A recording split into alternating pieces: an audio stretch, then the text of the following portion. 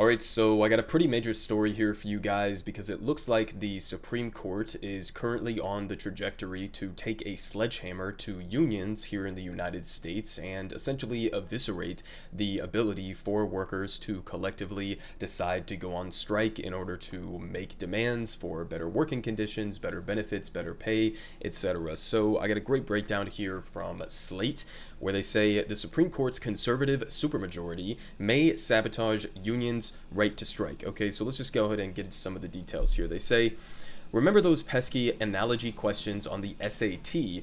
Here's one for you straight from Tuesday's U.S. Supreme Court oral argument. Okay, so here's basically the analogy that they came up with, and they're going to circle back around to this further on in this article. So we're just going to read through this. They say, when concrete workers went on strike, so this is the situation surrounding what this case is actually about. You essentially have some concrete workers at this company. They decide to go on strike. They went out of their way in order to make sure that the trucks were left running so that the concrete that was in them, wasn't just going to immediately get stuck in there and cause some potential damage. But this company decided to try to sue these workers basically for the spoiled concrete, and this could set honestly gigantic precedent here in the United States in terms of letting these companies sue workers for causing economic damage during a strike. And in this case, it was very mild economic damage, but nonetheless, the precedent that this would set would again be something that could technically be applied to almost any situation in which workers decide that they want to go on strike, because causing economic damage to the company while you're doing that is literally the entire point of a strike. But so they say, when concrete workers went on strike, they returned their trucks to the company yard and left them running to prevent the concrete from becoming unusable and to avoid damaging the vehicles. Okay, they went out of their way again. Because of these precautions, the trucks were fine, but since the workers weren't there to deliver the concrete, some of it couldn't be used. Is this scenario more like A, cheese workers going on strike and some cheese being partly ruined? That seems like a pretty good analogy there. Or B, and this is what the employer side of this is arguing, security guards going on strike and leaving federal buildings and employees unattended in the middle of a terrorist threat. Okay, so this situation up here with these concrete workers, is that more like A or B? I think most reasonable people would be able to honestly say that it's A, right? But this is, again, essentially verbatim the argument that the company was making in this instance, but they're going to get to more of that here in a second. So they say that this not very difficult question is at the heart of Glacier Northwest Incorporated v. International Brotherhood of Teamsters, Local Union 174. The dispute is about whether employers can sue unions for economic harm, including that caused by loss of perishable products that results from workers going on strike. They say that Glacier could potentially open the doors to lawsuits against unions anytime that they strike, severely weakening this crucial and federally protected right, and the case has drawn attention as a broad attack on the labor movement just when workers nationwide are voicing their desire for unions, organizing and striking at levels not seen for decades. So obviously I've been talking about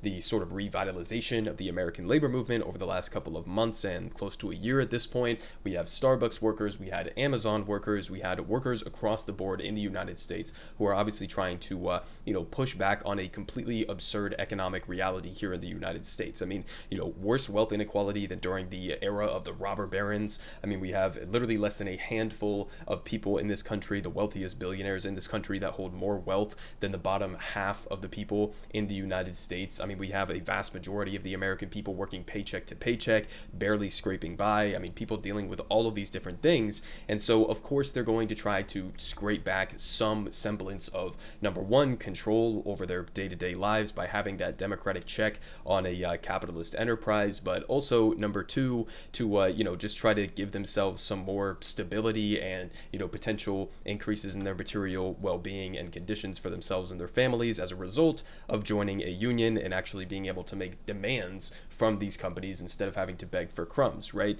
So this type of a decision, if it goes this way for the Supreme Court, would just completely obliterate this revitalizing American labor movement, which would obviously be catastrophic for so many different reasons. But they continue down here saying that While its decision in Glacier is not a foregone conclusion, the court has already erred badly simply by accepting the case. They say that there was no need to do so because the Washington Supreme Court had decided unanimously in the union's favor. There was no split in the circuit courts, and there was long-standing precedent that it didn't need to be examined again. And they say the employer's argument in this case, and this is just absolutely fucking ridiculous, honestly. They say, so the employer's argument in this case proposes a stark departure from long-standing federal labor law while disingenuously framing its position as seeking just a wee clarification. The National Labor Relations Act, which dates back to 1935, protects workers' right to strike and recognizes that when they do, economic harm to the employer may occur, and is, as they point out here, the entire fucking point of going on strike, right? I mean, I can't even really think of a situation in which workers could go on strike and not cause some sort of economic damage to the company. I mean, the whole point of going on strike is to make a demonstration that we, the workers, are the ones who are generating the value that makes these executives, that makes the CEOs, that makes the managerial class so wealthy, right? And they are the ones who are actually providing the labor that provides that value. And so by walking out and stopping your work, you are halting that value from being generated. So there's even just like fundamentally, when you think about the situation, there's no way that you could do a strike that is not going to cause economic damage. That's the whole point of doing that and having the right to do that, because you actually have a little bit of leverage in what is typically just a purely authoritarian, economic system. But so they continue, saying that under the doctrine of NLRA preemption, the National Labor Relations Board has jurisdiction over the issues related to unions and strikes. So why is the Supreme Court even hearing this case in the first place? I mean, this, again, should be something that, as they point out here, is under the National Labor Relations Board, the National Labor Relations Act, but they say that there are a few exceptions, for example, and that would be if violence or vandalism occurs during a strike, employers can still sue. So was there violence or vandalism during this strike? No, there wasn't. So it's not even applicable in this circumstance. They say, but there's not yet been a case in which an employer has been allowed to sue a union just because perishable products spoiled as a result of the strike. So it's entirely unprecedented type of thing that they're looking at here. And again, it's not, necessarily 100% chance that they're going to decide against the workers in this instance or against the union. But, looking at the current makeup of this extreme right-wing, conservative, pro-corporate, Supreme Court that we have right now, looking at the makeup of it, and as I pointed out above, even just the fact that they're hearing this case is not exactly, giving us anything positive to look forward to. But so they continue down here saying that the employer in Glacier wants to change that, and in an extraordinary leap of logic and chutzpah, Glacier's attorney, who is former Donald Trump's Solicitor General Noel Francisco, and he began his argument yesterday by comparing the spoilage of a partial day's worth of concrete with federal security guards leaving their posts in the middle of a terrorist threat. He also compared it to a ferry boat crew abandoning ship in the middle of a river and steel workers walking out in the middle of a molten iron pour, risking extensive damage to factory equipment. Okay, they're comparing, I mean, how could you even honestly make that argument in court and not just be embarrassed that workers for this concrete company, the drivers, decided to go on strike? They intentionally left the trucks running so that there was no damage to the trucks while they were on strike. You had some tiny amount of concrete that was spoiled as a result of this, which is entirely ordinary for, a situation where a strike is taking place. So they go out of their way for you guys, and you turn around and compare that to like security guards abandoning federal employees during a terrorist threat.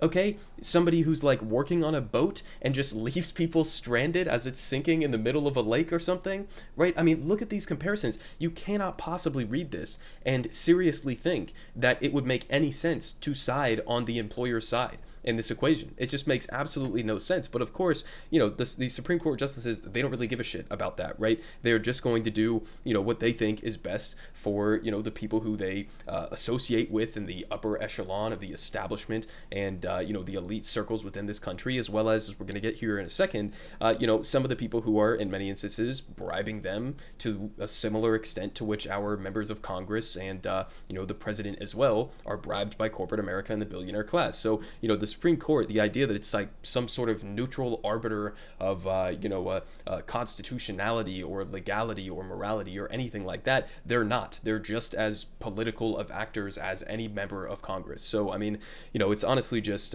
crazy that they would even have this up in the air, that this is questionable, that you could possibly destroy unions' ability to go on strike like this just on a whim on a case that you shouldn't even be hearing. But that's the current status of our country here. So they finish off here saying that these analogies wouldn't fly on the SAT, and so they shouldn't prevail in the Supreme Court either. A terrorist threat is obviously not the same as some spoiled gorgonzola. An abandoned ferry boat in the middle of a river is not like the toss or the loss of a partial day's worth of product, and it was about $11,000 worth in the specifics of this case. Okay, so think about that part of this, right? It's $11,000 worth of concrete that was lost that we're talking about here. Okay, and this is something that is being taken up to the level of the Supreme Court and could potentially eviscerate union leverage across the entire country. Over $11,000 on a completely legitimate strike practice. I mean, this is what we're talking about here. It's completely absurd, again. But they say the employer's comparisons involve risk to human life as well as extensive damage to property and usually intentional damage. They're nothing like the facts in Glacier.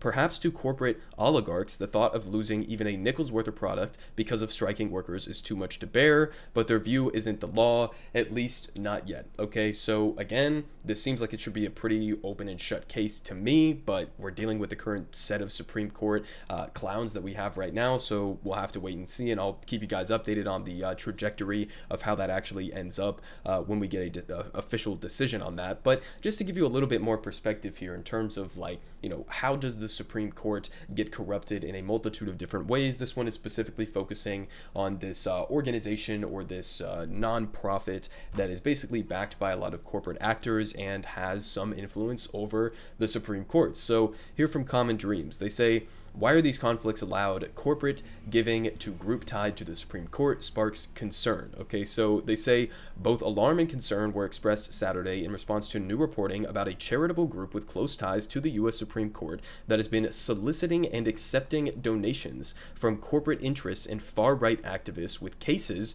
before the Supreme Court. They're accepting donations from corporate interests and far-right activists who have active cases in front of the Supreme Court. Okay, so, I mean, again, it's pretty transparent what's going on here.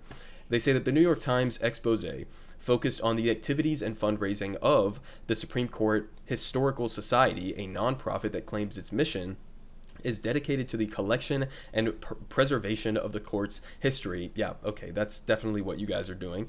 They say, while the group refused to disclose its donors to the New York Times, I wonder why they did that, reporters from the newspaper determined that much of the funding came from powerful companies like Chevron, Goldman Sachs, Time Warner, and Facebook, as well as anti-abortion activists like Reverend Rob Schneck. So again, I mean, the idea that the Supreme Court is some neutral arbiter of constitutionality and legality and all of these different things, it's complete and utter nonsense, and this will be, I guess, another litmus test in terms of the Supreme Court's overall credibility in the United States, because if you can just go out and brazenly side with corporate America like this when the arguments that they are making are just dishonest and completely ridiculous at face value, then I don't know how you could possibly even pretend to have some sort of a modicum of independence or justice or anything that the Supreme Court likes to pretend that it represents. But again, I'll keep you guys updated on what the final result of this case may be, and hopefully we don't end up with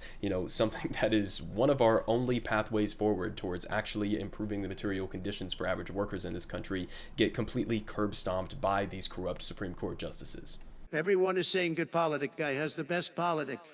Believe me, no one does it like him.